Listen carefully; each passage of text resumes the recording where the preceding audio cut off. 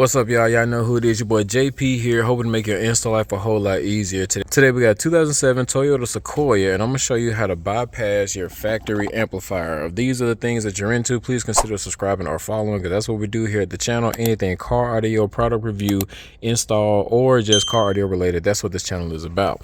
So inside the Sequoia, it's very easy to get to the factory JBL amplifier, because all you have to do is take the console up. The console is only held in by clips. Easiest way to do it is to lift up your center console top, start popping the clips from here, and then everything else is literally just going to pop up. The easiest way to get the harnesses out, if you're not going to actually physically remove the factory amp, is to just take something of a pry tool and you can come in at the top. So the harness plugs in like this, and all I did is I took my pick tool, pressed down on this way with one hand, and with the other hand I reached back here and I pulled it out. And usually right here you'll have like a pocket or some of the little, what we call little knockouts, to where you can put like switches and stuff like that. You just want to pop that off too.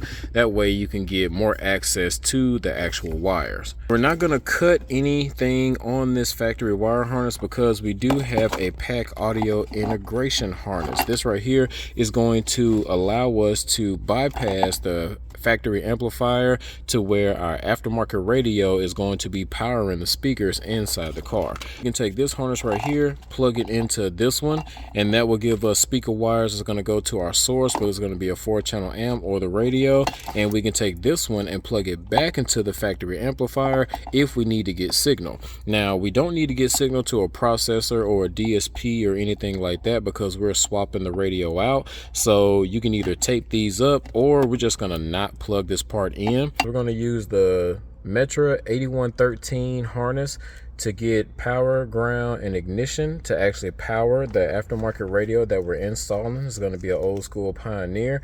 And then we're going to use the speaker wires from this to go down behind the radio to go to the amplifier bypass harness. That way our radio is being powered from the factory harness, but our aftermarket radio is going to be powering the speakers that we've already swapped out.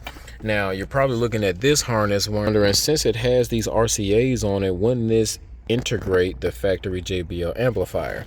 If you look at this pin right here, that blue wire with the white stripe, that is supposed to be a remote turn on. But if you go behind here, you will see that pin number 3 is missing that amplifier turn on pin. So what that basically means is that this harness will not turn on this digital amplifier. Let's go over here to the test bench and actually create the wire harness. So as we build this harness, we're all going to be soldering 2 different harnesses together. We want to start by using the power constant 12 volts and the ignition wire from the 8113 harness to our aftermarket wire harness.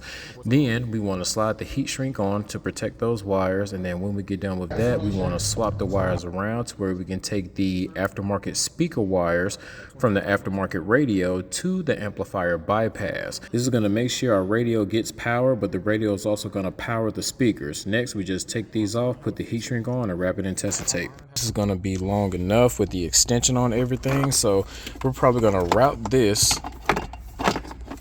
from the bottom up to the top, and I'm going to need 2 hands. So the only connection that needs to be made is the output side of the factory amp to our amp bypass harness. Other harnesses routed up to the top, we want to take our 8113 harness, click those together. And the last connection is only taking the power harness for the aftermarket Pioneer radio and plugging that into the back of the radio, along with the AM/FM antenna, of course. Now with these amp bypass harnesses that make your installation a whole lot easier, you still have to install the speaker wires, but it makes it more plug and play to where you don't have to worry about factory wire colors or polarity. And at this time, I want to thank everybody that chooses to support the channel: Khalil Copeland, 23 Patreons, and 7 subscription people between Facebook and IG. You guys found a lot of value to go the extra mile, and I greatly appreciate it, because you didn't have to, and that goes a long way with me. So till next time, this is your boy JP signing out, telling y'all to keep going, keep growing, and have a blessed day.